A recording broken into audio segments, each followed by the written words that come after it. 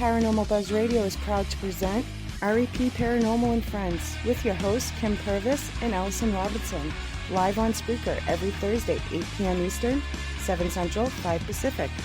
Join in on the conversation in the live interactive chat room on Spreaker.com or download the free app for devices.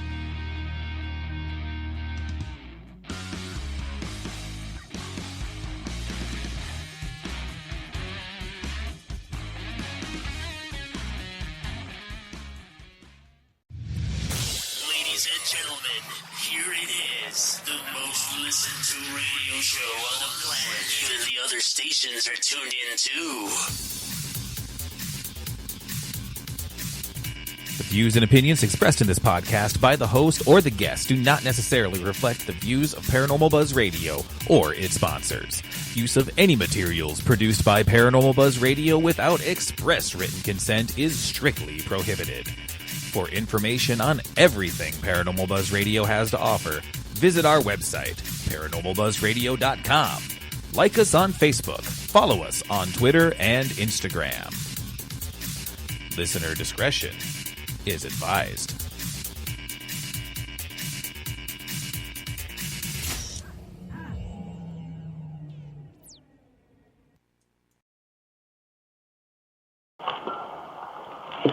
Hey everybody, good evening. Welcome to REP Paranormal Friends. Our topic is a little bit of there is a little bit of echo. Please let us know in chat. This is Shay. I will be playing the role of Kim tonight. And I'm going to hand this over to Elson. Hey, Elson. Hey, how's it going? Good. Thank you for helping me out tonight. So, we have a couple awesome guests tonight. We have Carl Jonson, and we have James. And is it Annto? Annto. Okay, I knew I was going to butcher it. Sorry. Welcome, guys. Annto. Okay. All right. From duo Demonology. So welcome, guys. Hello there. Good to see you tonight. Thank you for inviting us. Yes, thank you for having us on tonight. Absolutely. Absolutely. So why don't you guys go ahead and give a little bit of background on yourself? So who wants to start? Carl, you go ahead. I can start.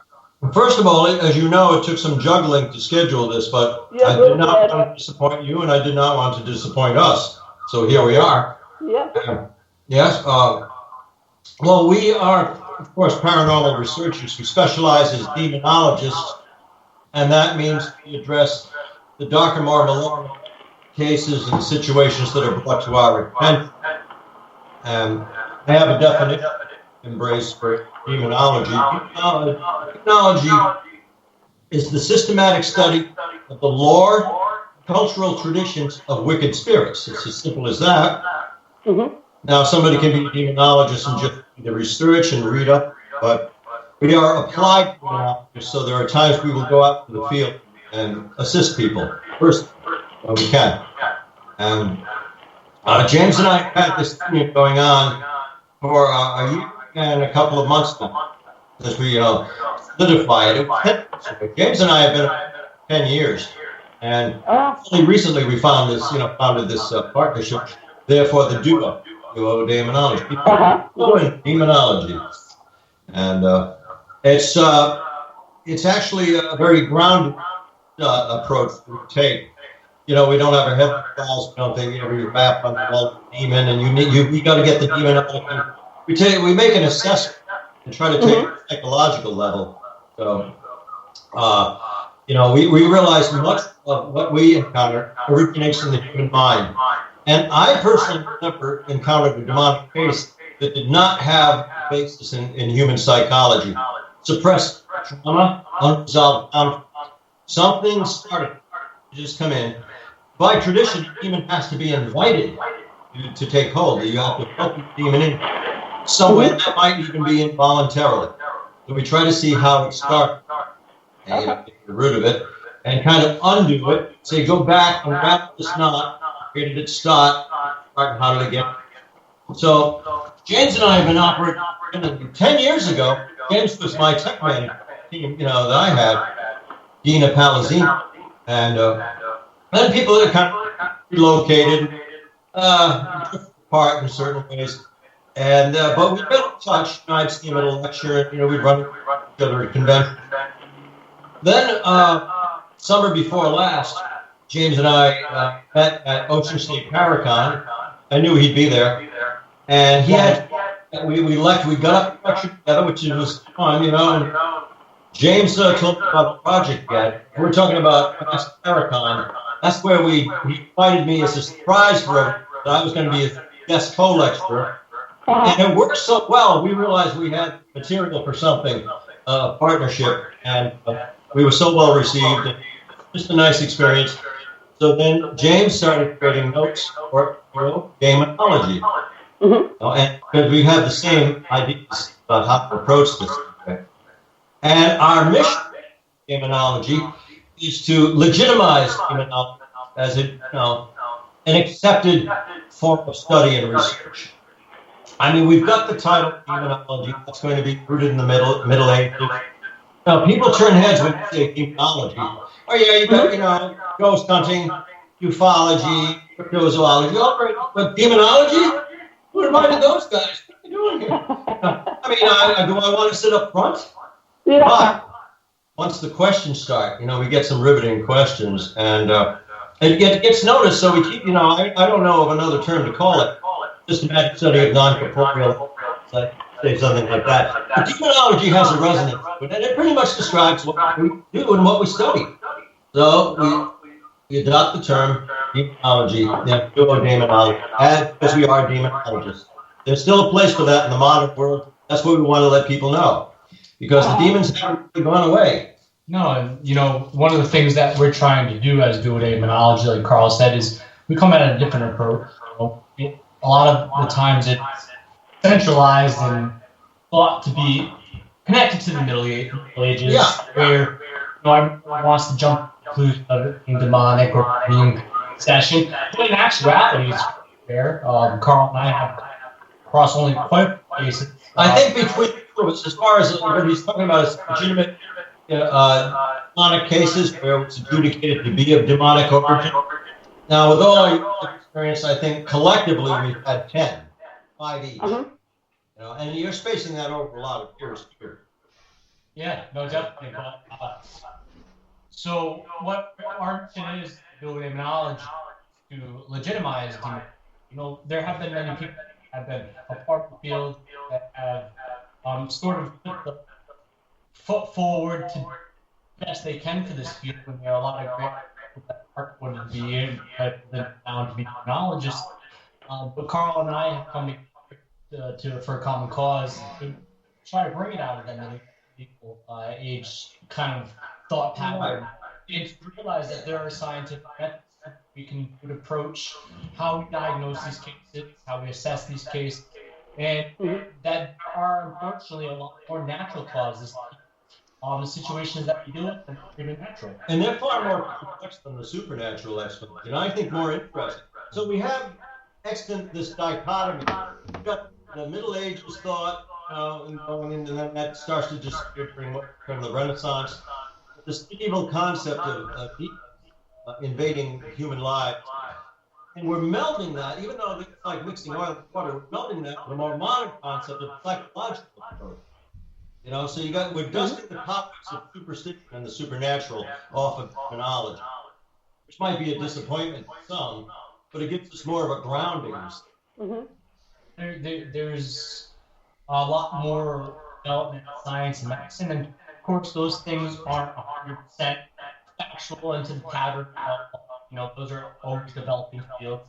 Even psychology, rooted in many scientific spectrum methods, that is still one step over pseudoscience, like Carl says. The paranormal science, but the psychology field's one notch over it. It's still a developing field, but neuroscience and psychology have come up with a lot more belief systems or systems that can be put forth to determine certain things, and we look at that because it gives us more work.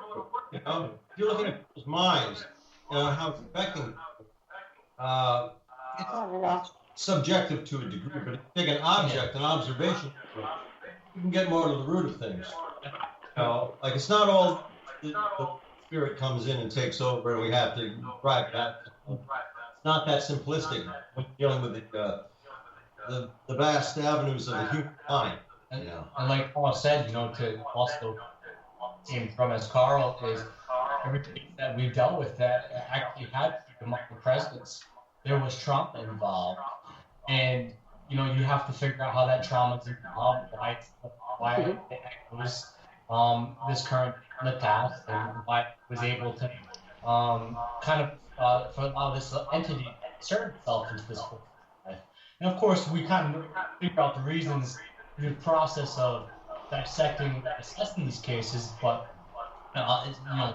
anytime that you come across these true malevolent beings, entities, deities, whatever you want to call them, there's, like Carl said, there's often some things psychologically off. But that doesn't claim that there isn't something natural, preternatural involved. That's why we get involved. There's so many questions. Yeah, so why we, like Steve was explaining, why we do take that psychological view, psychology, operations. We also see sometimes wrenching, strange things do happen. Sometimes the armoire is thrown across the room. Sometimes somebody is taken over by an invasive personality. These things do happen, and it's creepy and scary sometimes. Fascinating. So that's what I'm talking about, mixing all with what I'm going to blend these two disciplines of analytic and subjective. That sometimes it's people's spirit, just find out where it came from, how it originated, why it's here. How is it invited, intentionally or otherwise? There's always usually an invitation, so we have to figure out why that's We're not talking too loud, are we? It's just sometimes we have a setup where people say, we're not quite getting your volume. Can you speak up a little bit? So No, you're good. I got to do that, so I just talk loud. Nope, you're good. You're good. Okay. Before I have to step away for a second, but before I do, here's my question. I know the answer, so I'm going to ask it and then step away. Can you explain the difference in your spelling for demonology? Yeah, definitely. So, I'll take that one as, not to say I'm the brainchild of it, but there would be no doing without Carl or I. Our demonology approach is the actual, even though we are trying to make demonology out of the medieval ages, demonology is rooted within the medieval ages, 1516 actually, to be, I believe, somewhere in the 1500s, but I believe it's 1516, a man named James. No, you're talking about 16 around that time. No, 1516 when King James wrote the, I believe it's 1500, but 1516. Okay. Yeah, so 1516, a man named King wrote a book called Daemonology. And Daemonology was the first systematic approach of that word of use of demonology. First in theology, there was a spectrum called angelology, studied, but demonology was a branch path off. King James wrote Daemonology, facts of witches. It was more, of course, what was going on at that time. A lot of filth, a lot of fire, and a lot of learning and reformations. And so our use of demonology comes from the original use of the word, which is by King James' book in Daemonology. Why we don't use the word demonology is because demonology sounds a lot more better in the tongue. Well, it's reflecting the parlance of King James. Yes, too. So it kind of, like I said, it has a resonance. You're taking that old, like 100 years ago, that system of learning, and you're bringing it in like it still has a value, but we're structuring it somewhat differently. This is not that they didn't know what they were talking about. So a lot of things were attributed to demonic possession and oppression that they really weren't. I quickly looked up. 1597 was published, actually. 1597. Okay, that's related because 1516 you're getting into the that's before the Tudors, right around that time. It was actually the cusp of the Tudor dynasty at that time. But still, it's very old blood. And succeeding Queen Elizabeth, who was the daughter of Henry VIII, got this. Then you've got King James taking the throne, who had Scottish. Yep. And so King James, they come along and you read the King James version of the Holy Bible, which is very important in history. They speak like that, he and thou, and very majestic, the way they word it. And in fact, when I was going to Sunday school, I thought that was how people talk in ancient Palestine. I said, verily, verily, I say unto thee. But that is actually English parlance, in the age of learning, real considered the age of enlightenment, and beginning in the late 1500s, early 1600s. And then you've got, they're sticking out like a sore thumb. You've got this treatise by King James, his minister, on demonology or daemonology. I thought we were done with this. But, in this enlightened age, when you're talking about demon stuff, because he treated it as something real. Yeah. Because that has always been with us. It has been integrated into all cultures at all times. There's always, as long as there have been human societal exchange, there has been a belief. And then there's always been something. And too, I think what else inspired the word of use of the demonologist was not, of course, the conception by King James. The use of the word. I think one of the things that people forget about demonology and James version of the Holy Bible is not only did the James version of the Holy Bible transcend English to the usage it is now, where everybody that was illiterate had the Holy Bible. It helped inspire them to read, learn, and speak English fluently. So, but the one thing people forget about King James Demonology inspired another person to write a book that many of us have, of course, been able to read within our schooling. And who was that, my friend? That would be William Shakespeare. King James Demonology inspired William Shakespeare to write Macbeth. So the one thing that why we also use demonology is not just to go back to the root word and the usage of it and the ideology of it. It's also to go on the Bible trying to influence a new generation of people interested in demonology and also get people to learn what demonology really is, especially in a modern sense. Yeah, I mean, Macbeth, double, toil and trouble, the fire burn and cauldron bubble. You tell me that doesn't smack. Oh, yeah, right? Yeah. And witches, bearded witches, yes. Yes.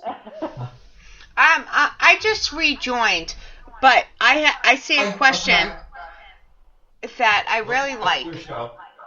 How do you become a demonologist? Like a real demonologist, not just like, hey, I'm a ghost hunter now, I want to be a demonologist. Basically, a foundation of intense interest in the topic, and then trial and error. And if you have an inclination to help other people, that's good for the foundation too. But with James and I, it's trial and error. I would say demonology found us rather than we seeking it out. We were alerted to demonic cases, studied what we could about it, and found out your only is your last encounter. We learn as we go along. Always. So, like I said, it found us. We didn't say, let's be demonologists. James, we got some time, let's be demonologists. More like, I started being alerted to demonic cases. Had the traffic of the demonic were adjudicated to be demonic. So that kept finding me. And then one time, somebody brought an article, a magazine article to my attention, and I was mentioned in that article, and it said, demonologist Carl Jonson. So I thought, has a ring to it. Okay, I'll be a demonologist. I'm not, but it stuck. And James kind of the similar thing, Yeah, I more sought it out though than anything. I think I have a different past than Carl. Carl grew up in a haunted house and dealt with situations, and of course, famous now famous as the very first investigator in the Conjuring House in 1973. So he has connections. Myself, I dealt with personal situations that led me to wanting to research theology, anthropology, and other things of what we live in life and what we deal with in life or life after death. So yeah, but it really did find us. I started studying it and getting involved in it, but I also didn't go looking up the cases. The cases, like Carl said, came through us. And they have a way of doing it. Yeah, I didn't put like a billboard out saying looking for demonic cases today. We should get a billboard. Yeah. We should have a banner, But those cases definitely came both to us both, and of course, when I was working with Carl as tech manager, there was a few times we were calling into cases that we didn't quantify the demonic at the end of it. One was a case that had like 20 cats with like cactus everywhere, and why they were dealing with the phenomenon they believe they were. A strange sense of ammonia hung in the air. It's very, inhuman scent. Yes. It was very inhuman. But So, do you work together originally? Nothing was ever demonic, but that also kind of was like a. So do you just think? You can, yeah. I thought you. It was your episode. That was my episode. You would have been in it if I bet you a few months. Yeah, we got. got Well, okay, yeah, so Carl can add more power, add more to it. But basically, how we met was based off the demonic case that Carl had dealt with. There was a few friends back then. Of course, it's the paranormal fields. They're no longer friends. One way of happening. So I had a few friends that had met Carl because they were in a group called Renowned Paranormal Society, and they were on an episode of Haunting. A haunting. Back then it was the haunted, and that primarily showcased animals, pets, act to spiritual forces when they do. And that was the premise. Of course, as the show progressed, they got more into the human element. Yeah. That's what was kind of the background. But because they had a dog in Boston, his family in Orange, Massachusetts, and he was his dog had a personality change.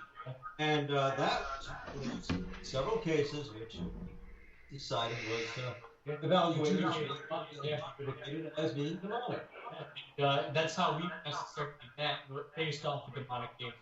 Though I wasn't personally involved, I was involved in like hearsay, basically.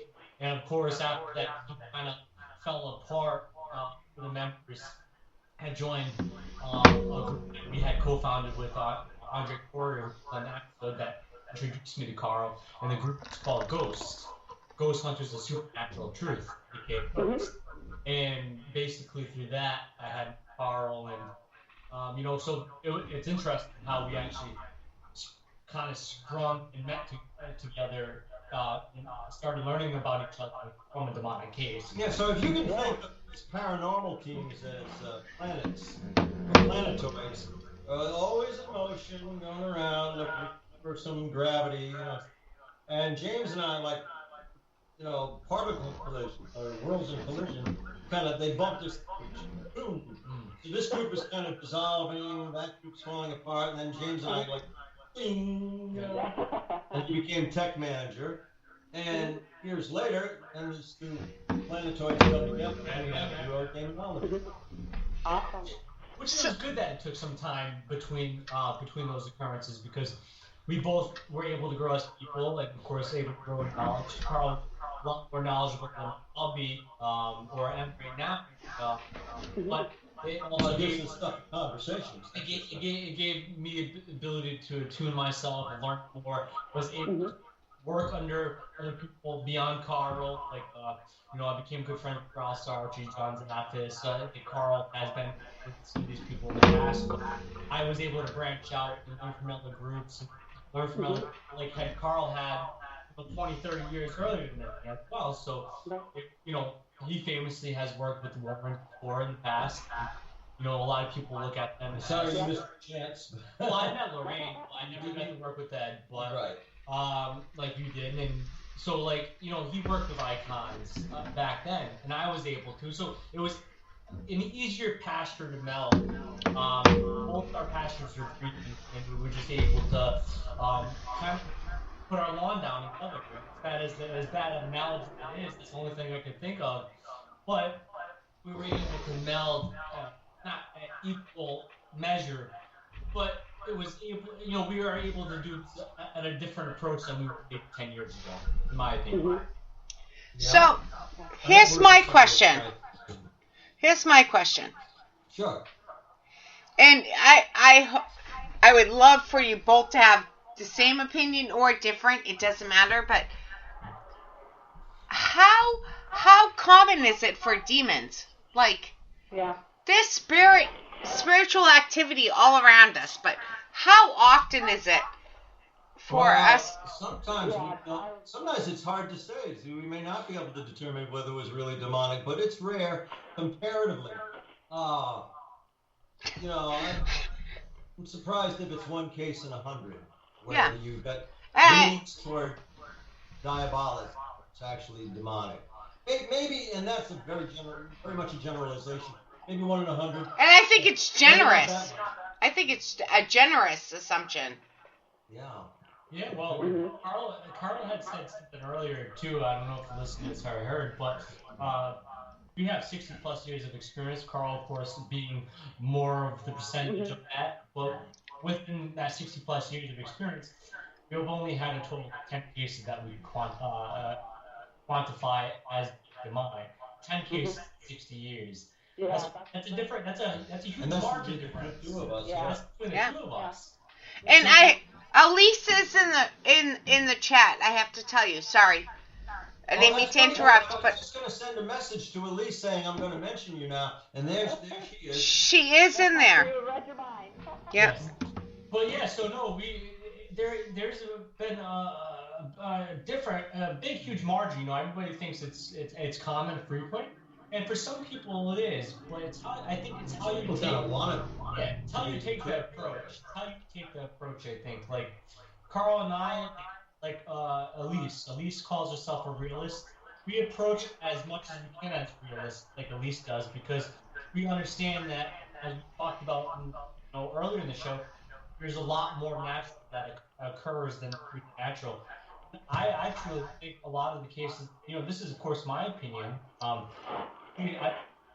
high 90% of the cases that people deal with, or I've dealt with, are the natural. People wanting the paranormal, or having some natural influences where something can occur from wanting that. A perfect example is New Thought and their ideology, laws of attraction.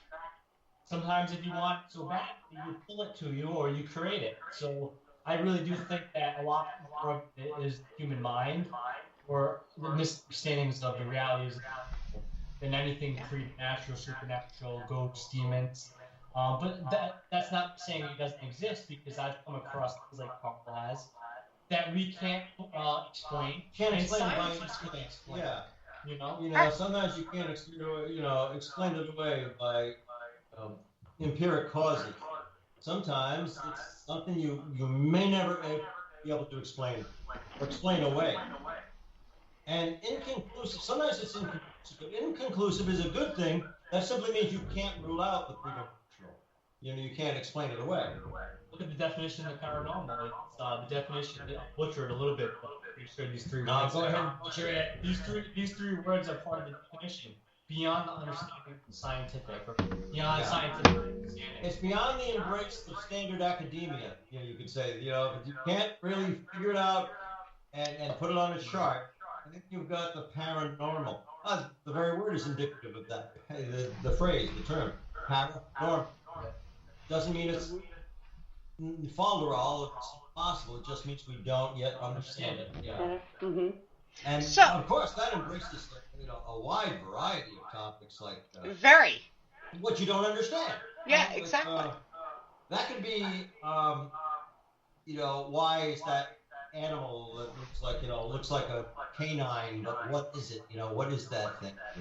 That's paranormal, because we haven't quite classified. We call it chupacabra, but is it really? It's been filmed. We have specimens of it, but it hasn't yet been classified. So you get paranormal, evading the embrace of standard academia.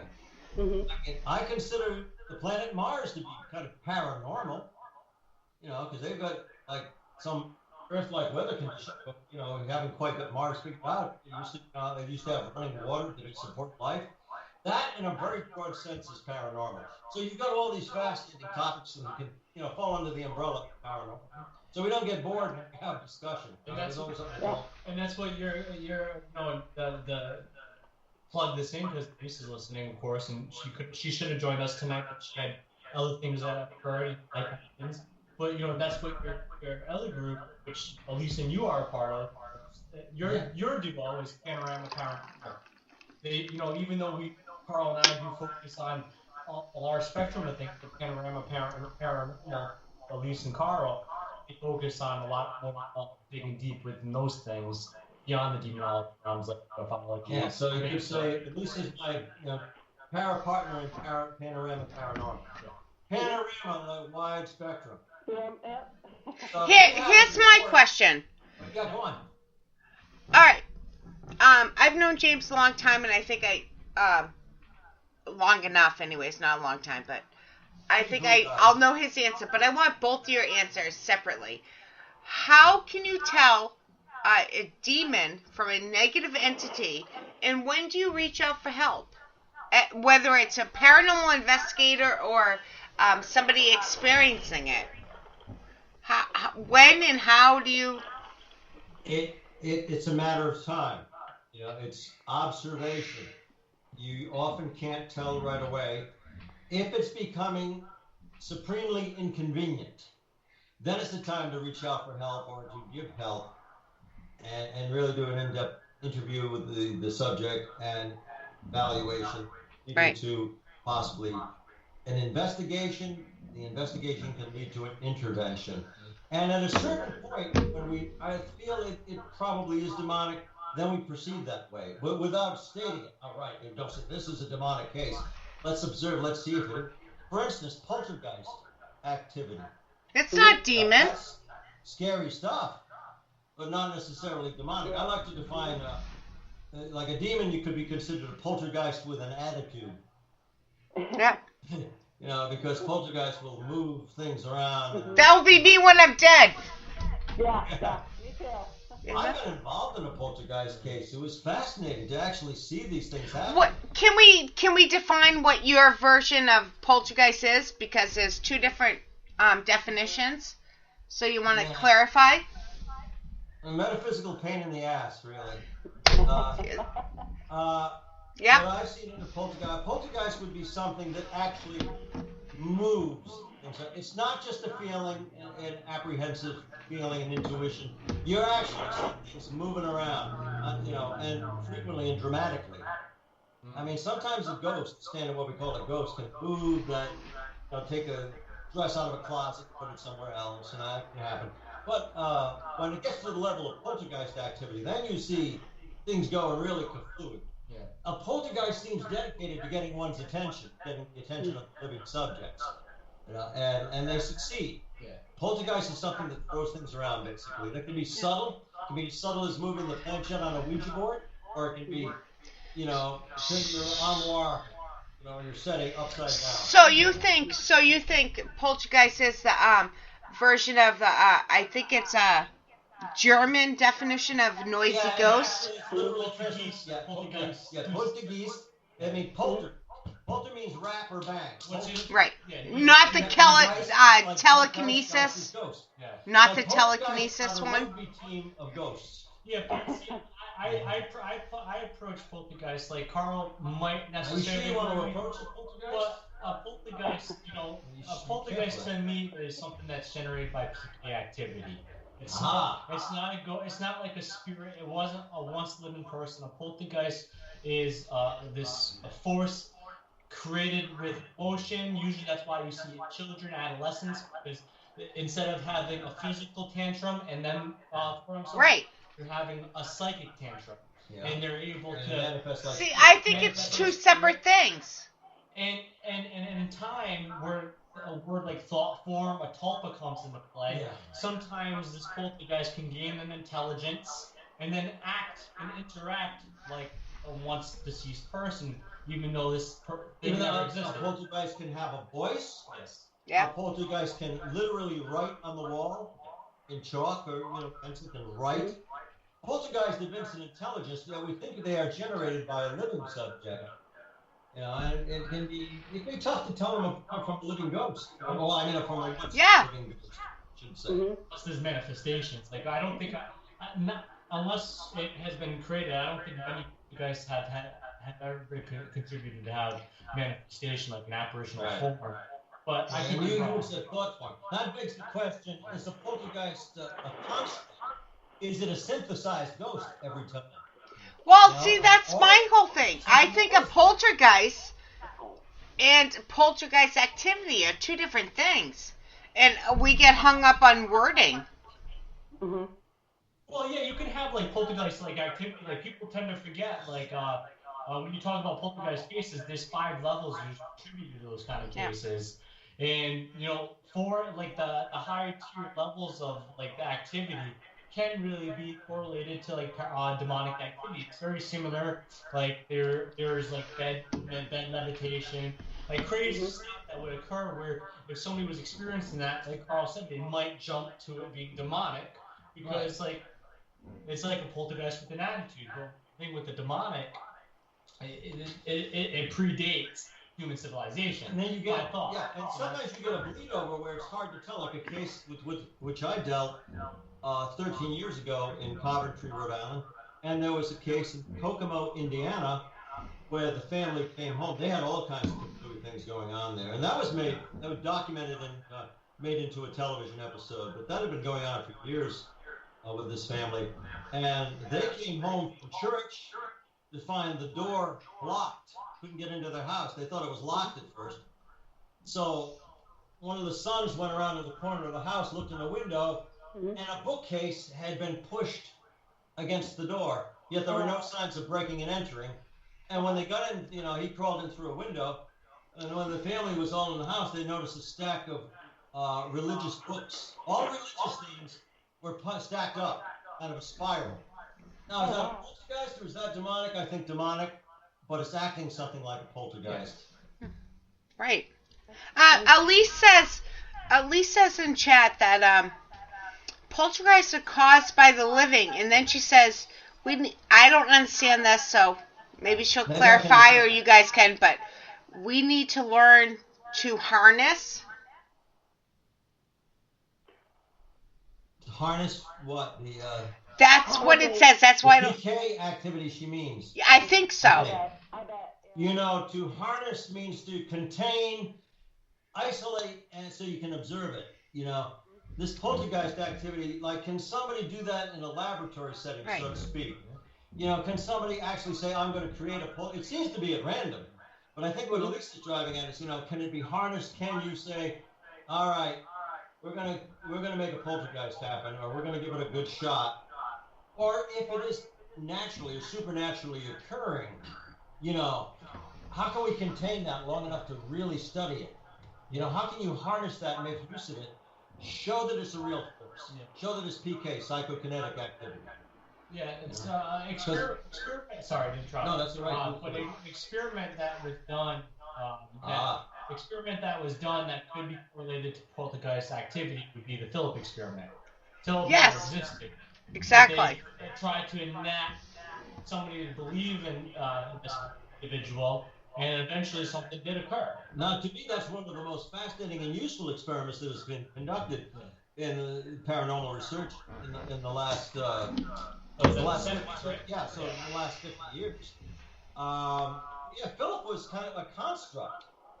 Can you guys explain the Philip experiment for any listeners that are not aware of what it is? 1972, a group of researchers, primarily female, you know, a couple of males in that group, a group of researchers in the Toronto Psychical Society in Canada, Toronto, Canada, they conducted an experiment.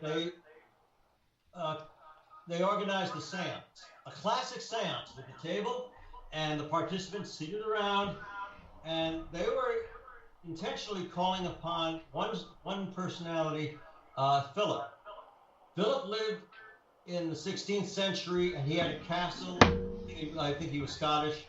And Philip had a tragic end. Philip was a nobleman, a knight, and in remorse because he had an affair with a lady of prestige, and she was executed for adultery, and he never came forward to try and save her or vindicate her.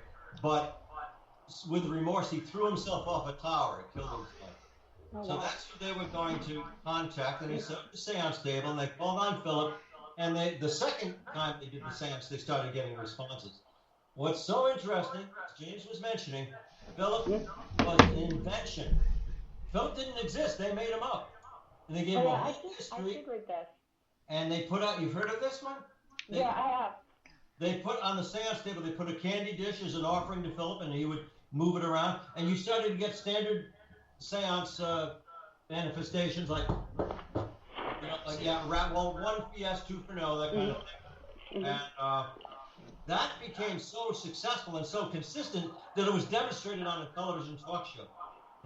Unfortunately, on that talk show in Toronto, one of the researchers said, "Oh, Philip, we just made you up anyway."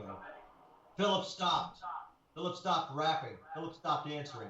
And it was only about, I think it was 3 or 4 months of repeated seances, they finally coaxed Philip to come back. Now, this begs several questions. Did the researchers generate this from their own minds? What did they stir up? Did they make it happen through PK activity, human thought-generated PK activity? Or did they somehow call upon, did they tap into something, some personality, some person that should actually parallel Philip, had a similar history? And was named Philip, maybe, and maybe they switched like a switchboard. Maybe they got into that and called something in. Or was it both? Another question, does Philip still exist? Is he out there someplace like the cloud? Is Philip in a spiritual cloud? A spiritual cloud, I like that. So it's a conundrum, but they proved that you can make up a spirit and get results. And we're going to actually be involved. I don't know when's going to happen, probably after the pandemic. We're actually going to be involved with the modern day Philip experiment with a man named Tim Shaw. So hopefully we can elaborate on more of that in the future. But the pandemic has put a cripple in many things. And things we'd be doing if it were. You guys are going to be on more. You guys going to be on more Paranormal Buzz shows in the near future. And I can't wait to continue this conversation.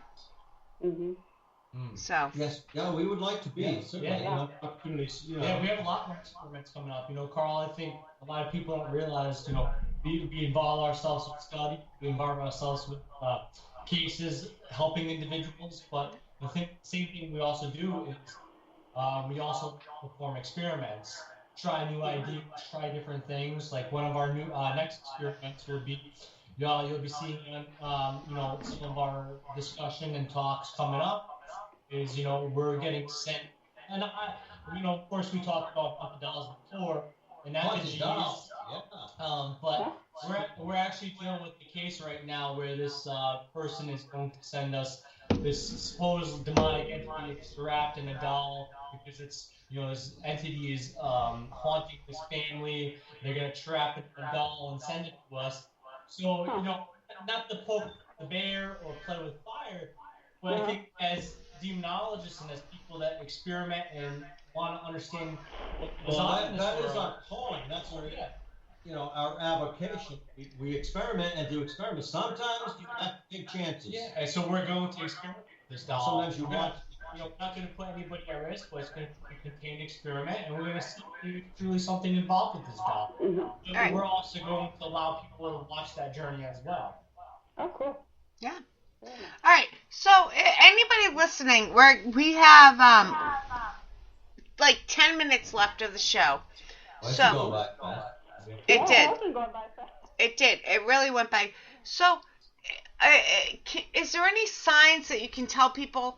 Like real signs, not just figments of people's imagination, but when should they reach out for help beyond paranormal investigating? Well, I'll give a short answer on that. I think the true signs that I go by, especially being involved with this so long, is if they're dealing with a situation, if it's a client, if it's an investigator, or somebody else will immerse in some form or nature, is if you go into a location and you're instantly stricken with the fight, fright, or flight chemical reaction, and you feel uneasy, and you don't believe you have abilities. You feel uneasy, you feel sick, like you're getting punched in the solar plex, and you feel sick.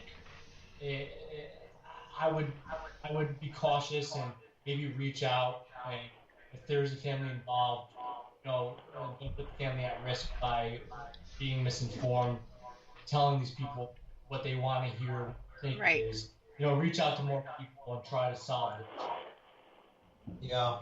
There comes a certain turning point where people, if they're really, not just going from one investigator to the other or one investigative team, claiming to be possessed, but if they really don't want it, and it's bothering them, that's the time to look in.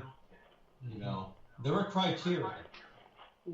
Like, some people just will not get better. Some people will want just take away the bad stuff, not the good ones, but just tough to do. Yeah, it is. All right. So one more question. Sure. I know Allison had surgery. She's not feeling so good, but I want to ask one more question. From Nico in the chat, and sorry if we did not get to everybody's questions in the chat tonight. Sorry, yeah, I'm not able to get into it. Yeah. Well, you better have us back. Yeah, James and Carl will be back. Elise, thank you for joining us in chat. I really appreciate that. They will be back on this network. Just things happened, and Allison doesn't feel good, and I have the flu, and Sorry about that, Allison. I've been talking quite a bit online. yeah, she's on pain pills, and you should see what she looks like.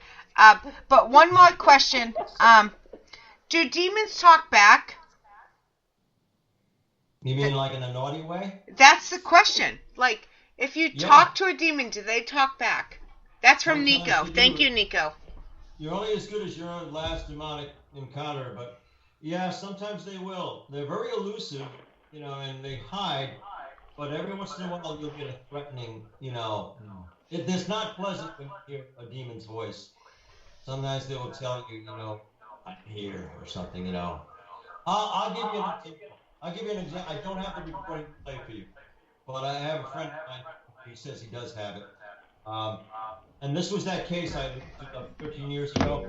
Actually, I think now it makes, this year 13 years ago, and this November, in fact, this month. And, well, one of the investigators, my advice, I said, ask the homeowner's name, the wife, the lady of the house, her name was Tina. And we were doing an overnight investigation at the house. They left the house for us. And I said, she said, what should I say? The case manager. I said, ask if it misses Tina. It was starting to seem demonic. Ask if Mrs. Tina. And then she says, do you like Tina? Do you want Tina home? Okay, I'm listening to nearly 90 minutes of audio recording, and I'm just about ready to give up. And then I hear the lead investigator, the case manager, she says, you like Tina? Do you want Tina home? And then this furious hack voice. And it's, silent. Yeah, I mean, it's subtle, sibilant. It's like this. And I turned up the volume, augmented it. And when she asked that question, do you want Tina home? You hear this raspy male voice say, oh, yeah, I'd like to spoil Tina. Oh, wow. Now, that's the voice of the demon. Yeah, and I have in my opinion. Yeah, I have an experience too, like Carl. I don't talk about it much, but I did a case in Cumberland, Rhode Island with Bailey. This actually I wasn't involved in much television, but it was on my Ghost season 2, I believe that's 3, and it's Demon Shadow. Name of that.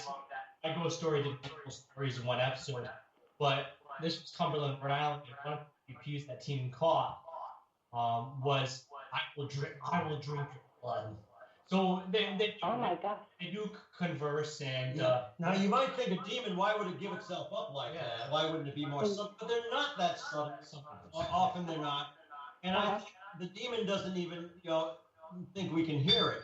But if you're recording, you pick up that what would be like a bandwidth in radio signal.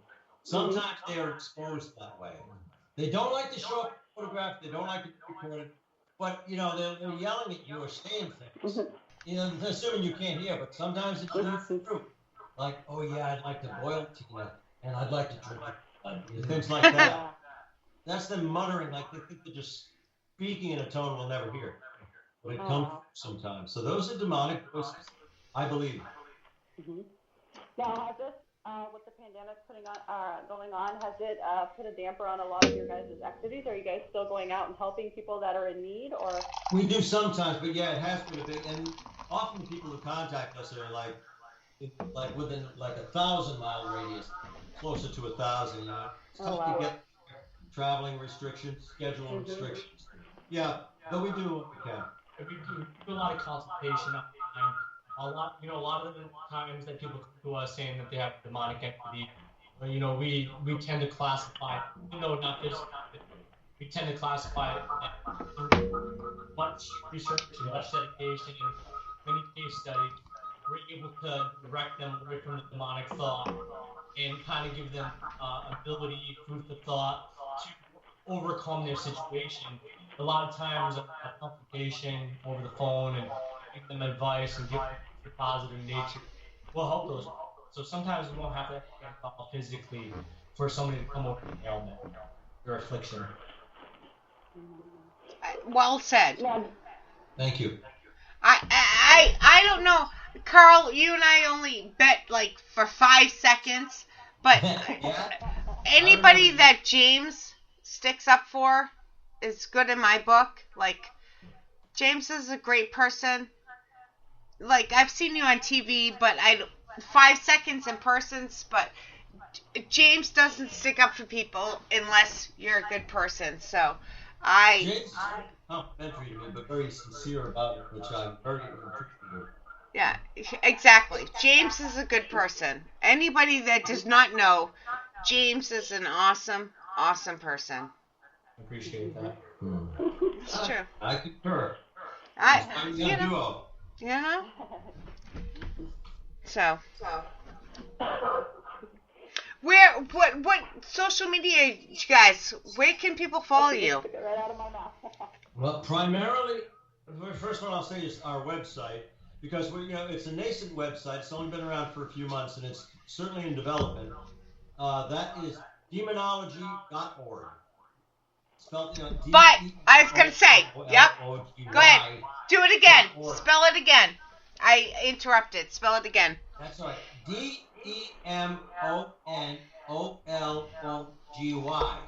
That's the website. .org. Yeah. www.demonology.org. And who would have thought we got that domain? We got that domain of that. You figured that. Give it a try. Maybe it's not taken. There we go.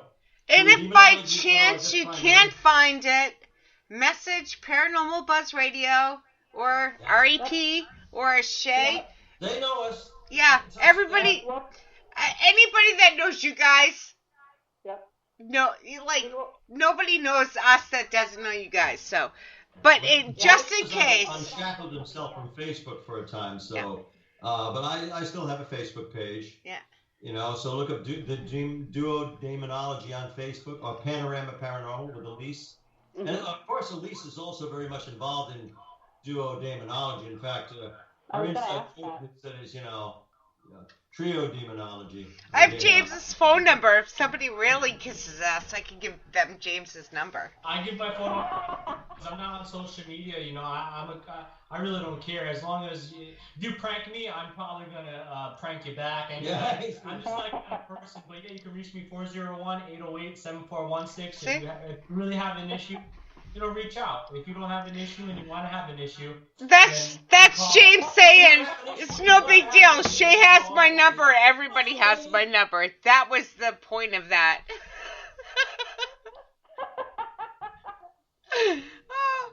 Elise, thank you for being in the chat. She's saying so Elise. Much.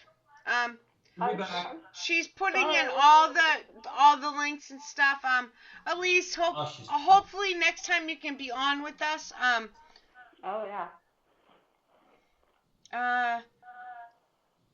Yeah, she's putting in all the links. So, Yeah, and to do a shameless plug quickly, we do have our own podcast every Thursday as well called Do Demonology Podcast. You have no shame. But this Tuesday we No, are plug doing away. a special edition. Yeah, I'm glad you thought of that. It's going to be on YouTube, Facebook, Instagram. It's going to be on every social media. So I'm multi-mediating this. Yes. The premise of the show that James is talking about next Tuesday, the 24th of November, just before Thanksgiving, is going to be about Conjuring House. It's called Conjuring Truth. The Conjuring House being the house at Round Top Road in Harrisville, Rhode Island. They made through the Conjuring movie. It's the true life story of the Perrin family who resided there in the 1970s. Keith and Carl's perspective as the first my twin brother, and I were the first there, so that is why the Warrens were there, because we were acquainted with Ed Lorraine Warren. That was the golden era. So we're going to talk about, it's actually exposing this myth has grown up around this case. We're going to tell from our perspective and our personal experience what really went down there, what was happening. I can't wait. Yeah, that'll be awesome. Very awesome. We'll remind you. No, I can't watch this stuff live because I run the network, but I watch the stuff after. So I can't wait. Remind me. I have nothing else to do. So I'll remind you, Allison. Mobilize. You have to sit and watch. Yeah. I hope you will. I will, absolutely. Just somebody remind me. I will. I will. And I just think that the truth behind the Conjuring case, I think it's more fascinating than, I seriously want to hear you guys' version of the truth. Yeah, absolutely. Absolutely. Yeah. And even though I was not there in 1973 because I wasn't even You weren't even born. I wasn't even semen. He wasn't even semen. I wasn't even semen yet. Words of the to-be priest. That's going to be a T-shirt sometime.